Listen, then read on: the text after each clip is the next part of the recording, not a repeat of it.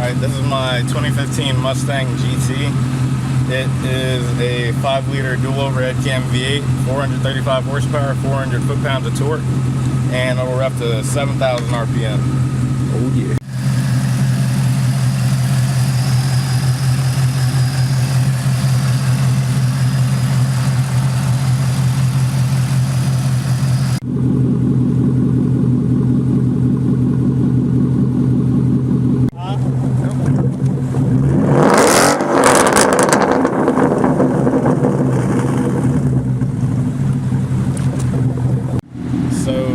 I guess it all started like in middle school when I really got into cars in middle school. It was just, you know, a big thing for me. I was kind of into imports, kind of into exotics, but muscle is really where I found my home at. So it was kind of, you know, a big thing for me to get, you know, a muscle car as my first car. So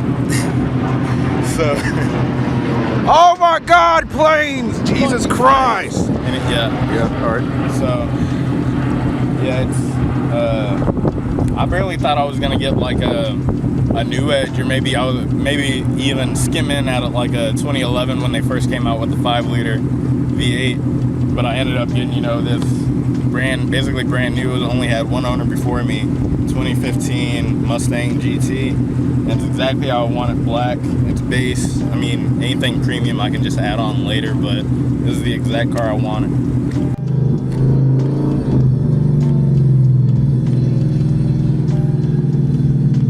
Oh crap, tell us the story how you got pulled over in this thing. Oh. I'd probably roll the windows up. It might be a bit loud. You might not be able to hear me, but how I got pulled over. I think I was coming down Townsend, like coming from where Costco and all that stuff is. Yeah. And so there were two cars, and they were both like, they were basically pacing each other. And I was like, you know, fuck this. Downshift, bruh, in the third gear. And then, so from that, you know, I do basically a watt pass past them. And then apparently there was a cop somewhere where I didn't see him, which if I saw him, I would have completely let off and I'd even gotten pulled over. But apparently there was a cop, I didn't see him. And he's like, I see the lights behind me. I'm like, oh my fuck, I was scared. So I'm like, damn. And then, so we basically pull over.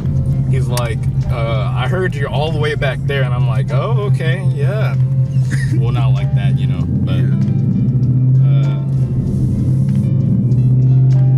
and so he was like, I heard you back there. And I'm like, yeah, the car is a bit loud. And then, so basically he was like, you know what, I'm just gonna let you out with a warning. I was doing like 15 over, which is not bad, but you know, it was my first time getting pulled over. He's like, I'm just gonna give you a warning. So there was that, and then he basically let me off. He told me, you know, don't drive like how I was driving. So yeah. Fuck that. Never mind. To the right.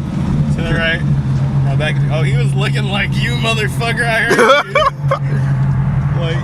you. Like he's on to us. Hey.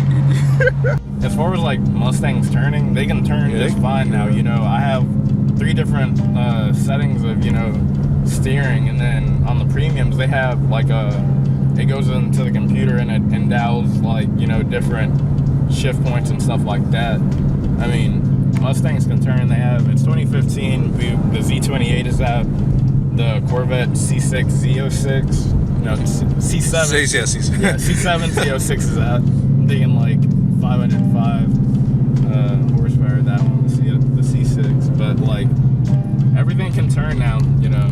Yeah. It's not like we're in the 70s where they only had biased tires, which is why, you know, the American cars got such the reputation for that can't turn, you know. Yeah. It was the tires.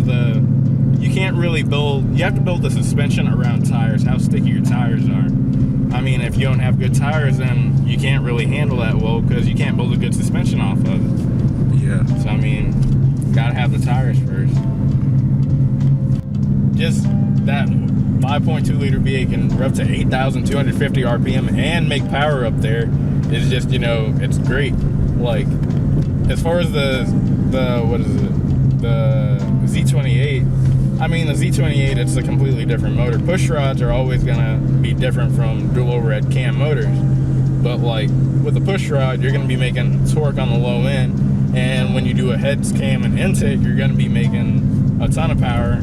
I mean, but with the dual overhead cam V8, like nowadays, it's just, I don't know, it's just a good motor to have that it can rev to 7,000. Imagine when you put like a turbocharger or supercharger on it, a turbocharger or supercharger on it. I mean, and then it revs to 7,000. It just gives you a lot of room, and especially like if you choose out the right gear sets for it, like D15s, these would be like great boost gears if I was just to throw a Kenny Bell like 4.2, 4.7 on it. Like these gears would get me going, but like depending like with the LS versus, you know, Coyote, it's all really about preference, and just my preference is, you know, the Coyote over the LS. And then vacuum, I have all that stuff right there. And then fuel, distance till empty, all that stuff, chips. And then I have track apps, which I have my accelerometer, which can measure G-forces. My acceleration timer, quarter mile, eighth mile, 0 to 60 and 0 to 100. And then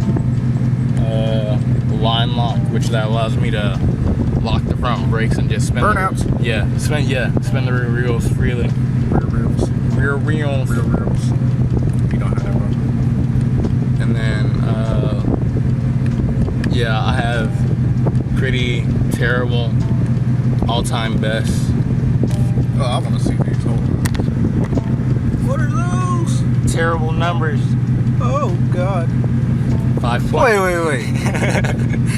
0 to 60 in 5.9 seconds. It was okay. I did my 0 because you can't stop in traffic and be like, you know what, this is a clear road, so I had to do it on, like, they had just finished building, so I had to do it in like a back street where, you know, nobody was gonna be like, hello, is this Houston Police? Yes, there's a reckless driver. No, I was like, you know what, this is a dusty road, and it was curved too, so I, you know. Yeah. You do realize we got a better time than that on the Camaro. I can set a better time. You better. Next time we do this. Next time, yeah. It better be a better time. It better be at least 4.9 seconds. Those are probably 373 cars. I could probably do maybe a 5. Maybe a 5. High 4s. Maybe. I don't know. I tried to give him like a little warning with my downshift. You almost lost your life, man. Good Lord, he is tan.